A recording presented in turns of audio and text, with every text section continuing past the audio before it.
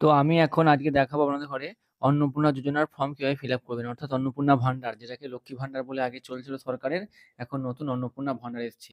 তো সেই ফর্ম কিভাবে ফিল আপ করবেন, একদম সহজ পদ্ধতি, এর থেকে সহজ পদ্ধতি মনে হয় আর কোথাও নেই। ইউটিউবে আর এই প্রথম ভিডিও যে এত সহজ পদ্ধতিতে অন্নপূর্ণা ফর্মের ফিল আপের প্রসেস, ঠিক আছে? তো দেখুন, সবাই ফর্মটা নেবেন, বাংলায় ফর্ম দেখতে পাচ্ছেন।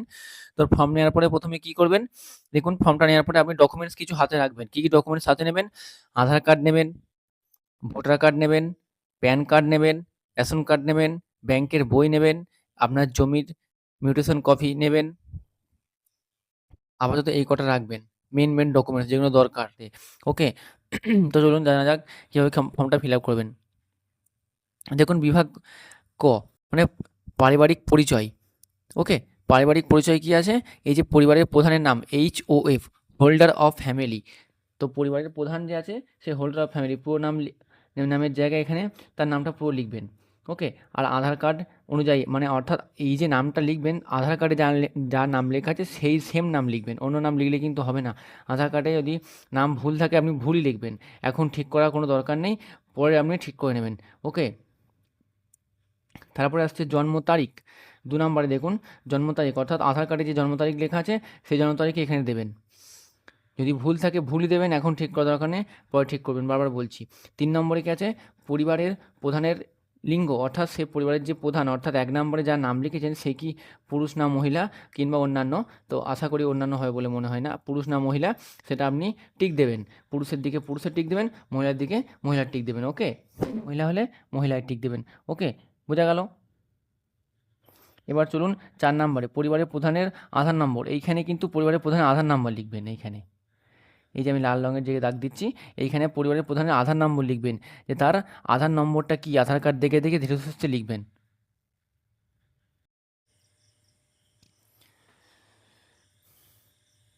আধার নম্বর লেখা হয়ে গেলে এবার আপনি লিখবেন যে 5 নম্বরে দেখুন লেখা আছে ডিজিটাল রেশন কার্ডের পারিবারিক আইডি যদি থাকে।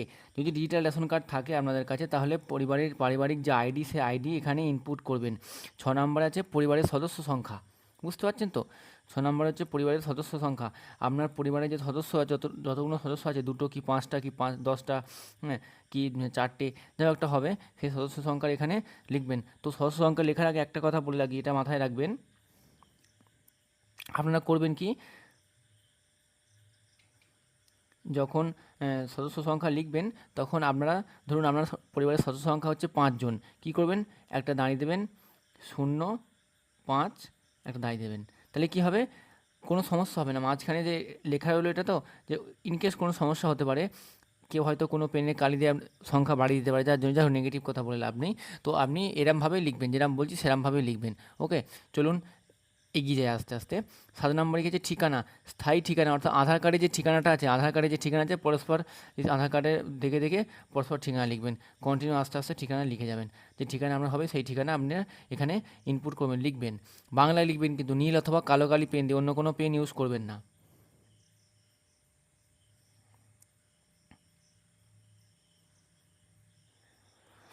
দেখুন 8 নম্বরে আছে যোগাযোগ, যোগাযোগ নম্বর, অর্থাৎ এখানে যোগাযোগ নম্বর লিখবেন, মানে মোবাইল নাম্বারটা লিখবেন। কোন মোবাইল নাম্বারটা লিখবেন? যে নাম্বারটা আধার কার্ডের সঙ্গে লিঙ্ক করা আছে। দেখুন এখানে দেওয়া আছে, বিশেষত পরিবারের প্রধানের আধার নম্বর সংযুক্ত মোবাইল নম্বর, অর্থাৎ এখানে যে মোবাইল নাম্বারটা লিখবেন আপনারা, পরিবারের যে প্রধান আছে, প্রধান কে আছে, এই যে এখানে 1 নম্বরে যার নাম লিখেছেন, পরিবারের যে প্রধানের নাম, তার নামের সঙ্গে যে মোবাইল নাম্বারটা আধারে লিঙ্ক করা আছে সেটাই কিন্তু এখানে লিখবেন, অন্য কোনো নাম্বার এখানে লিখবেন না। ওকে। তারপর দেখুন 9 নম্বরে কী আছে, নাম, জন্ম তারিখ, লিঙ্গ, পরিবারের প্রধানের সঙ্গে সম্পর্ক, আধার নম্বর, পরিবারের সকল সদস্যের, অর্থাৎ আপনার পরিবারে যে সদস্য 5 নম্বর যে সদস্য লিখেছেন, 5খানা সদস্য, আমি জাস্ট এজ ফর এক্সাম্পল, মানে আপনাকে বোঝানোর জন্য দিয়েছি 5খানা সদস্য সংখ্যা। তো 5টা সদস্য সংখ্যার মধ্যে তো একটা তো এখানে লেখা হয়ে গেছে 1 নম্বরে, হ্যাঁ, 1 নম্বরে তো একটা হয়ে গেছে পরিবারের যে প্রধান, আর বাকি হলো 4খানা।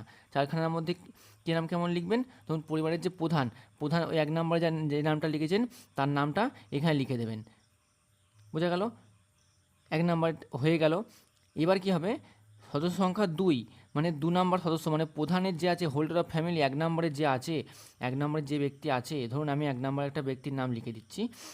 এখানে একটা ব্যক্তির নাম লেখা হচ্ছে তো আমি এখানে লিখেছি রবি সেন, 1 নম্বরে রবি সেন লিখেছি। ওকে, 1 নম্বরে রবি সেন লিখে দিয়েছি। তো এখানে 9 নম্বরে কী লিখবেন, এইখানে হোল্ডার অফ ফ্যামিলি, এই যে দাগ দিয়েছি লাল রঙের, আবার দেখুন দাগ দিচ্ছি, এইখানটায় কিন্তু রবি সেন লিখবেন।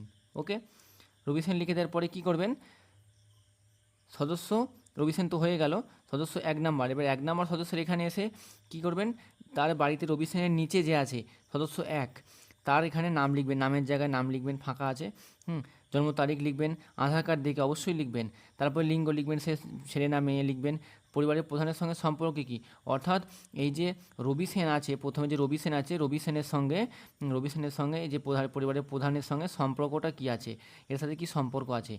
আর আধার নম্বরে কী লিখবেন, এইখানে যে সদস্যের যে নাম লিখেছেন, এই নামের এইখানে আধার নম্বর লিখবেন, তার যে আধার কার্ড তার দেখে দেখে আধার কার্ডটা লিখবেন, নাম্বারটা লিখবেন।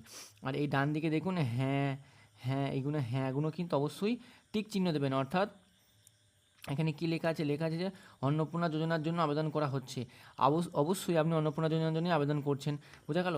তারপর 2 নম্বর সদস্যে আসবেন, ঠিক সেম টু সেম 2 নম্বর সদস্য এসে আপনি আমার 2 নম্বর সদস্যই, মানে তার নিচে যে আছে তার নাম লিখবেন, জন্ম তারিখ লিখবেন, লিঙ্গ লিখবেন, লিঙ্গর পরে কী লিখবেন, আস্তে আস্তে চলে যাচ্ছে 2 নম্বর পেজে, যে পরিবারের প্রধানের সঙ্গে তার সম্পর্ক কী, মানে রবি সেনের সঙ্গে তার কী সম্পর্ক, রবি সেনের সঙ্গে তার কী সম্পর্ক আছে এটা লিখবেন, যে কি রবি সেনের সে কে হয়। আর আধার নম্বরটাও তার লিখবেন, অর্থাৎ রবি সেনের নয়, যার নাম লিখেছেন প্রথমে, যার নাম লিখেছেন এখানে 2 নম্বরে, তার তার এখানে আধার কার্ডের নাম্বারটা লিখবেন। এরকম 3 নম্বরটাও ফিল আপ করবেন, 4 নম্বরটাও করবেন। ওকে, 5 নম্বর যদি থাকে 5 নম্বর করতে পারেন। এবার চলে আসছে কি 10 নম্বর,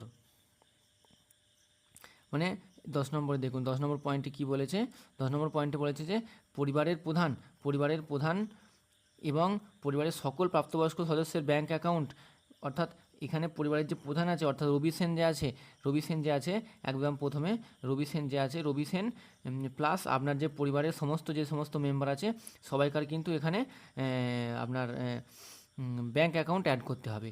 তো ব্যাঙ্ক অ্যাকাউন্টে কী লিখবেন, HOF, হোল্ডার অফ রবি সেনের ব্যাঙ্ক অ্যাকাউন্ট অ্যাড করবেন। তো রবি সেনের কোন ব্যাঙ্কে অ্যাকাউন্ট আছে সে দেখবেন, আর যে ব্যাঙ্কে অ্যাকাউন্ট আছে এই মোবাইল নাম্বার যেখানে দিয়েছেন ওই মোবাইল নাম্বারের সঙ্গে এই ব্যাঙ্কে অ্যাকাউন্ট থাকে এমন ব্যাঙ্ক অ্যাকাউন্টই দেবেন। ওকে, এখানে ব্যাঙ্কের নাম লিখলেন, অ্যাকাউন্ট নাম্বার লিখলেন, IFSC করলেন, সব ব্যাঙ্কের বইয়ের প্রথম পাতায় লেখা আছে। সদস্য নম্বর 2 কী আছে, 2 নম্বর সদস্য যার নাম লিখেছেন সেই সমস্ত ব্যক্তিরই ব্যাঙ্ক অ্যাকাউন্ট নাম্বার লিখবেন, IFSC কোড লিখবেন। বুঝতে পারছেন তো কী বলতে চাইছি, ভুল করবেন না কিন্তু, মানে তাহলে কিন্তু সমস্যায় পড়বেন। আবার যে সদস্য নম্বর 3-এর কী লিখবেন, ব্যাঙ্ক অ্যাকাউন্ট নাম্বার লিখবেন, তারপরে কোন ব্যাঙ্কে অ্যাকাউন্ট আছে লিখবেন, IFSC কোড লিখবেন। এরকম আস্তে আস্তে কিন্তু লিখুন, সদস্য নম্বর 3, সদস্য নম্বর 4, সদস্য নম্বর 5 লিখলেন। আশা করি বুঝতে পারছেন কী বলতে চাইছি। আবার সদস্য নম্বর 4 লিখলেন। এবার এসে গেছে 11 নম্বর ফর্মে, দেখুন 11 নম্বরে এপিক 11 নম্বর এসছে এপিক, অর্থাৎ HOF, মানে হোল্ডার অফ ফ্যামিলি এবং সকল প্রাপ্তবয়স্ক সদস্যের ভোটার তালিকার অংশ নম্বর সহ, মানে এই যে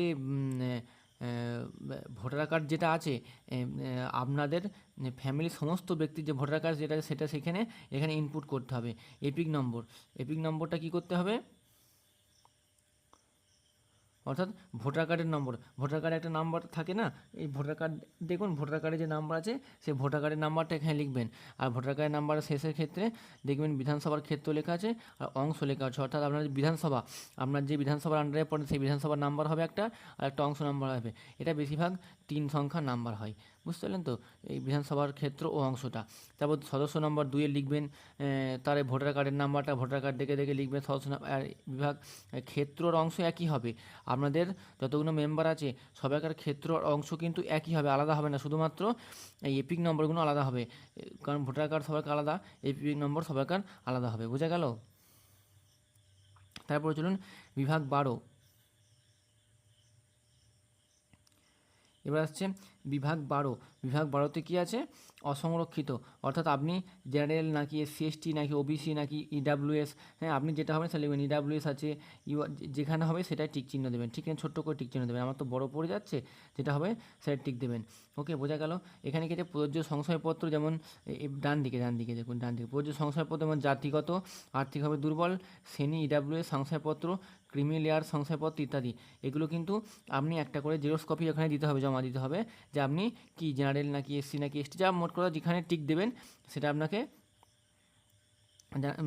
তার ফটোকপি এখানে জমা করতে হবে। তারপর হচ্ছে রেশন বিভাগ বিভাগ ক্ষয়ে কি আসছে, রেশন কার্ড মানে খাদ্য ভর্তুকি। 1 নম্বরে কী আছে, আপনার কি ডিজিটাল রেশন কার্ড আছে? যদি ডিজিটাল রেশন কার্ড থাকে তাহলে হ্যাঁ টিক দেবেন, আর যদি না থাকে তাহলে না টিক দেবেন। বোঝা গেল? তারপরে 2 নম্বরে কী আসছে, দেখুন লেখা আছে যে যদি হ্যাঁ হয় তবে রেশন কার্ডের ধরন উল্লেখ করুন। আপনার যে রেশন কার্ড AY হতে পারে, PHH হতে পারে, SPH হতে পারে, RKOS হতে পারে, মানে আপনার যে রেশন কার্ড আছে সেই রেশন কার্ডে টিক চিহ্ন দেবেন। সবাইকার আপনার ফ্যামিলি যতগুলো মেম্বার আছে সবাই কিন্তু একই হবে, অন্য হবে না, এটা বারবার খেয়াল করবেন। অন্য কিন্তু হবে না, সবাইকার কিন্তু একই হবে। তারপর 3-এ কী আছে, পরিবারের রেশন দোকান থেকে মাসিক 3 নম্বরে কী আছে, পরিবারের রেশন দোকান থেকে মাসিক রেশন তুলছেন কি না? অবশ্যই তুলছেন, আশা করি যদি তোলেন তো হ্যাঁ দেবেন, না তুললে না দেবেন। ওকে। তারপরে গ গ সম্পদ অর্থাৎ বাড়ির ধরন, আপনার বাড়িতে কি 3 বা তার বেশি পাকা ঘর আছে? যদি পাকা ঘর থাকে 3-এর বেশি তাহলে হ্যাঁ, 3টে থাকলে তাহলেও হ্যাঁ, যদি 2টো থাকে তাহলে কিন্তু না। মনে থাকবেন, 2খানা যদি থাকে তাহলে না। যদি আপনার 3টে থাকে, যদি 3খানা থাকে কিংবা 3-এর বেশি থাকে তাহলে কিন্তু হ্যাঁ দেবেন। অতএব যদি 3খানায় থাকে তাহলে হ্যাঁ, না হলে না। ওকে। পারিবারিক জমির মালিকানা, আপনি যে জমিতে আছেন, যে যে জায়গায় বাস করছেন সেটার জমির মালিকানা কে? সেই প্রথম 1 নম্বরে তিনি ব্যক্তি, রবি সেন, নাকি অন্য কোনো ব্যক্তি? ওকে, যদি হন তাহলে আপনারা কী করবেন, এখানে দেখুন লেখা আছে মিউটেশনের জমি রেজিস্ট্রেশন নথি, মিউটেশন কপি এবং আর হলনাগাদের তারিখ সহ সর্বশেষে জমির রেকর্ড কপি, অর্থাৎ একটা কপি আপনাকে, এখানে যে লেখা আছে একটা কপি আপনাকে জমা দিতে হবে এই ফর্মের সাথে জেরক্স করে। তারপর কি আসছে, তারপর হচ্ছে বিভাগ ক্ষেত্র 3 নম্বরে দেখুন পরিবারের সকল সদস্যের মোট জমির পরিমাণ শতক, মানে এখানে কিন্তু শতকে লিখতে হবে, এখানে শতকে লিখতে হবে কত শতক জমি আছে আপনাদের। ওকে, অর্থাৎ এটা খেয়াল রাখবেন 40 শতক মানে 1 বিঘে। যদি যদি 5 বিঘে থাকে, যদি আপনাদের 5 বিঘে জমি থাকে, হ্যাঁ ওকে, যদি 5 বিঘে জমি থাকে তাহলে কি করবেন, 5 × 40, তাহলে কত হচ্ছে 200 শতক। ওকে, এখানে আপনি 200 শতক লিখে দেবেন। বোঝা গেল? তারপর কি আছে 4 নম্বরে, যানবাহন, আপনি যদি পরিবারের কোনো সদস্য, আপনি অথবা আপনার পরিবারের কোনো সদস্য যদি কি অবাণিজ্যিক মোটর চালিত 4 চাকা আছে, অর্থাৎ অবাণিজ্যিক যদি যে সমস্ত গাড়িগুলো প্রাইভেট ইউজ করা হয়, বাণিজ্যিক না অবাণিজ্যিক, যেগুলো নিজের পার্সোনাল চাপা হয় সেই সমস্ত, মানে সাদা প্লেটের গাড়ি, সাদা নাম্বার প্লেটের গাড়ি, সেই সমস্ত যদি গাড়ি থাকে তাহলে হ্যাঁ টিক দেবেন, যদি না থাকে তাহলে না টিক দেবেন। ওকে।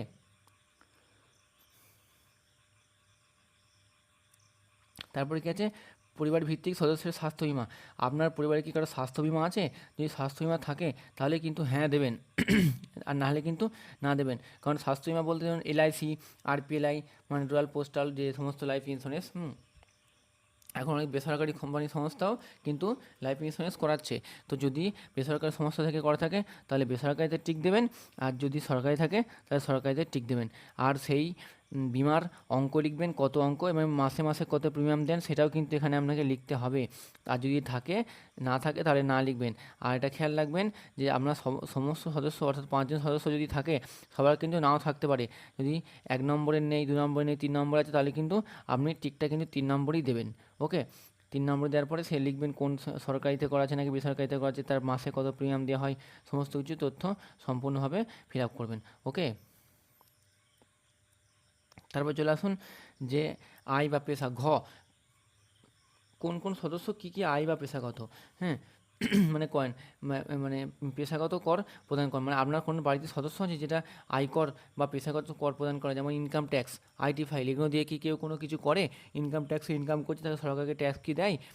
যদি দিয়ে থাকে প্যান কার্ডের দ্বারা সেই সমস্ত, তাহলে কিন্তু হ্যাঁ লিখবেন, আর না হলে না লিখবেন। ওকে। তারপরে চলে আসুন 2 নম্বরে, পরিবারের সদস্যের প্যান কার্ড, এটা কিন্তু খুব ভাইটাল পয়েন্ট। প্যান কার্ড অর্থাৎ পার্মানেন্ট অ্যাকাউন্ট নাম্বার, এটা কিন্তু আপনাকে কেমন করে লিখতে হবে, ধরুন প্যান কার্ড আছে আপনার, যদি হ্যাঁ হয় তো অবশ্যই হ্যাঁ হওয়া দরকার, না তো হবেই না, না হলে তো কোনো অপশানই নেই। প্যান কার্ডের দেখবেন নাম লেখা আছে ইংলিশে, আপনি ভালোই ফর্মটা বাংলায় ফিল আপ করছেন, কিন্তু প্যান কার্ডের ক্ষেত্রে নামটা ইংলিশে লিখবেন। আমি আমরা ধরে বলছি, আর প্যান নাম্বারটা তো ইংলিশে লিখতেই হবে। হ্যাঁ, 1 নম্বর সদস্য, 2 নম্বর সদস্য, 3 নম্বর সদস্য, 4 নম্বর সদস্য, সবার কিন্তু প্যান নাম্বার আর প্যান কার্ডের যে নাম আছে সেটা কিন্তু দেখে দেখে ইংলিশে লিখবেন, বাংলায় লেখার এখানে দরকার নেই। শুধু অন্তত এই স্টেপটা, যে প্যান কার্ডের যে অপশানটা আছে। ওকে, আচ্ছা এগিয়ে চলুন।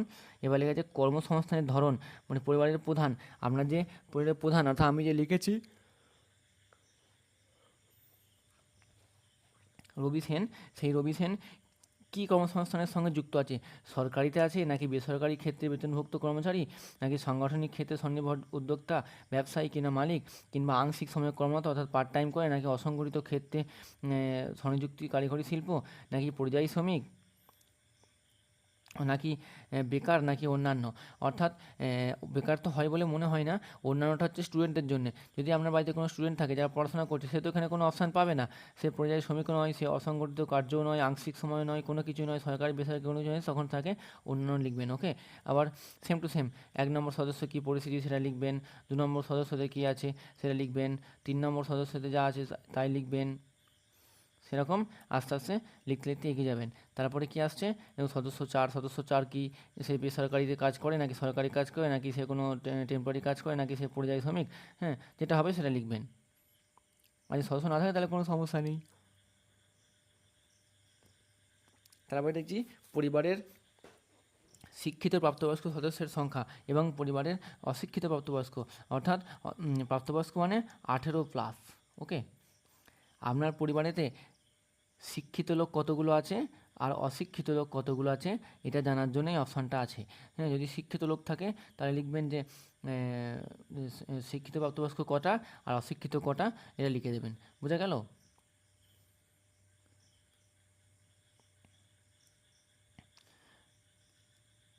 এবার এখানে লেখার পরে ধরুন শিক্ষিত হচ্ছে 2টো, অশিক্ষিত 1টা, তখন কি করবেন, আপনারা খেয়াল করতে হবে যে শিক্ষিত 2টোর মধ্যে কোন সদস্য শিক্ষিত। সদস্য 1 আর 3 হয়তো শিক্ষিত হলো, সদস্য 1 আর 4 হয়তো শিক্ষিত হলো, বাকিগুলো অশিক্ষিত, সদস্য 2, 3, 5 হয়তো অশিক্ষিত। আপনাকে কিন্তু এটা পয়েন্টিং করতে হবে। আর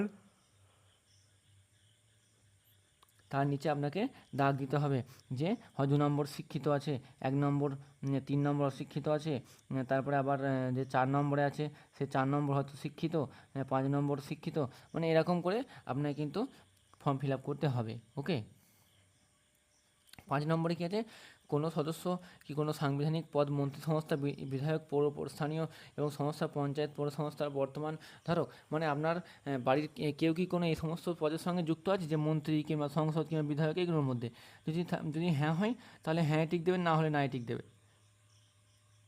যদি হ্যাঁ হয়ে থাকে, যদি কোন পদে রয়েছে সেটা কিন্তু অবশ্যই আপনাকে জানাতে হবে, সে কোন পদের মধ্যে যুক্ত আছে। তার 6 নম্বরে কী আছে, কোনো সদস্য কি সরকারি পেনশন ভোগকারী, মানে আপনার বাড়িতে কোনো সদস্য যদি কেউ সরকারি চাকরি করতো, সেই রিটায়ারমেন্ট হয়ে গেছে, বুঝতেই পারছেন, যদি হয় তাহলে কিন্তু তার প্রুফ লাগবে, আগেরটাও যেমন প্রুফ লাগবে। দেখুন লেখা আছে যে 5 নম্বরে যে প্রয়োজনীয় নথিসহ থাকলে জমা দিন স্বঘোষণা। আর 6 নম্বরও তাই লেখা আছে, পেনশন পেলে যদি পেনশন পায় তাহলে পেনশন স্লিপ যুক্তসহ করতে হবে, সেই স্লিপ আপনাকে জমা দিতে হবে। সাথে কি আছে, কোনো সদস্য কি জিএসটির অধীনে নিবন্ধিত আছে, মানে আপনার কোনো সদস্য বিজনেস করে যে তার জিএসটি আছে, যদি হ্যাঁ হয় হ্যাঁ, না হলে না। জিএসটি হ্যাঁ, যদি হ্যাঁ হয় জিএসটি, তাহলে জিএসটি নাম্বারটা লিখবেন, প্লাস আছে তার জেরক্স কপি তার সাথে অ্যাটাচ করবেন। তো এখানে 8 নম্বরে গেছে পরিবারের মোট বার্ষিক আয়। তো বার্ষিক আয় হচ্ছে এটা অ্যাপ্রক্স এখন হচ্ছে 70,000 টাকা হয়েছে সম্ভবত, আগে 60,000 টাকা ছিল, তবু এটা করে জেনে নেবেন। সর্বনিম্ন, এর নিচে হয় না। এবার যদি তার বেশি আপনি কেউ ইনকাম করেন, তাহলে সেটা আপনি এখানে অবশ্যই লিখবেন যে সে কত টাকা ইনকাম করা হয়েছে। ওকে, তাহলে যে একে কী আছে, সিএ সিএএ আবেদনের বর্তমান অবস্থা যদি থাকে, অর্থাৎ পরিবারের প্রধান, কিংবা সদস্য 1, সদস্য 2, সদস্য 3, সদস্য 4, আর সদস্য 5, যদি কারো সিএএতে আবেদনের বর্তমান অবস্থা থাকে, অর্থাৎ আবেদন করেছে কিংবা আবেদন করে ইস্যু করা হয়েছে সার্টিফিকেট, মানে এখনও পায়নি, সেরকম কিছু পেয়ে গেছে, তো সেখানে আবেদন করলে তার নম্বর দেবেন। আর ইস্যু করা হয়েছে যদি হ্যাঁ হয় সার্টিফিকেট নম্বর সব লাগবে, যদি না হয়ে থাকে তাহলে কোনো সমস্যা নেই, তাহলে এখানে আপনি ডাইরেক্ট লিখে দেবেন প্রযোজ্য নয়। ওকে, মিটে যাবে সমস্যা।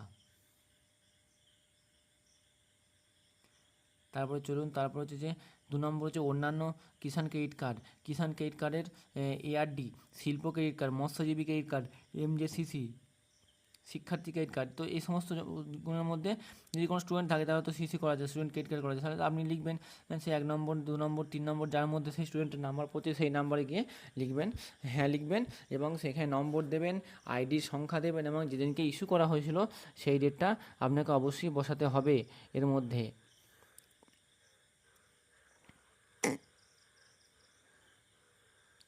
তারপরে গেছে বিভাগ ক্ষেত্র, এখানে আছে সামাজিক মর্যাদা নির্ভরশীল, সামাজিক মর্যাদা এবং নির্ভরশীল ব্যক্তিগণ। তো এখানে কিছু এক, বিদ্যালয়ের অধীনত অধ্যয়ন পরিবারের সকল শিশুর বিবরণ, মানে এমন আপনাদের বাড়িতে যে শিশুগুলো আছে সেই সমস্ত শিশুগুলো কি বিদ্যালয়ে অধ্যয়ন করছে, কতগুলো শিশু আছে সেই শিশুর নাম লিখবেন, শ্রেণী লিখবেন, বিদ্যালয়ের নাম লিখবেন, ধরন লিখবেন, এবার সে কোথায় পড়ে, সরকারি না সরকারি সাহায্যপ্রাপ্ত, স্পন্সর বিদ্যালয়, বেসরকারি, শিক্ষিত মাদ্রাসা, অন্যান্য মাদ্রাসা আরও অন্যান্য। তো যেখানে পড়ছে আপনি সেখানকার প্রুফ দেবেন, এবং এর সঙ্গে লেখা আছে দেখুন ডান দিকে এখানে দেওয়া আছে যে বিদ্যালয়ের ধরন অন্যান্য নির্বাচন করলে অনুগ্রহ করে বিস্তারিত উল্লেখ করুন, যেমন ওপেন স্কুল, হোম স্কুল, অর্থাৎ একটা ফটোকপি আপনাকে এর সঙ্গে জমা দিতে হবে জেরক্স করে। তারপরে শিশুদের টিকাকরণের বর্তমান অবস্থা, আপনার শিশুর জন্য কি টিকা হয়েছে বর্তমানে?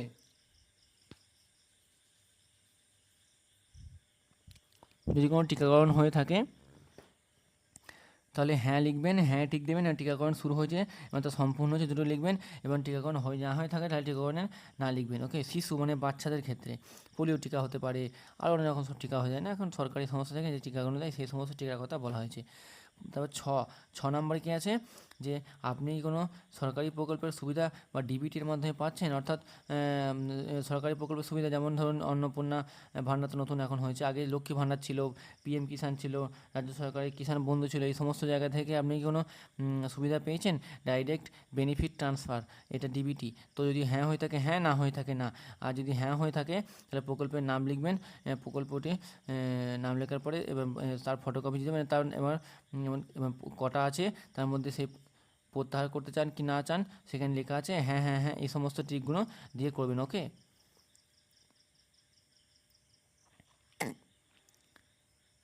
তারপরে আসছে যে দেখুন 2 নম্বর বাদ দেওয়া হলে কারণ অফিসার কর্তৃক প্রণীয়, কারণ যদি কোনো কারণে বাদ চলে যায় সেটা কেন বাদ দেওয়া হচ্ছে সেটা কিন্তু অফিসারটাই বলে দেবে। হ্যাঁ, যেখানে অফিসার লিখে দেবে নিজে যে কেন এই ফর্মটা বাতিল পড়েছে। ওকে, তো অফিসার সেখানে ডাইরেক্ট লিখে দেবে, নো টেনশন। তারপরে এখানে আছে ঘোষণা ও সম্মতি, মানে মানে এই যে ফর্মটা যে ফিল আপ করছে, এই যে প্রথমে যার নাম লেখা আছে, হ্যাঁ ফর্মের, ধরুন তার হচ্ছে রবি সেন,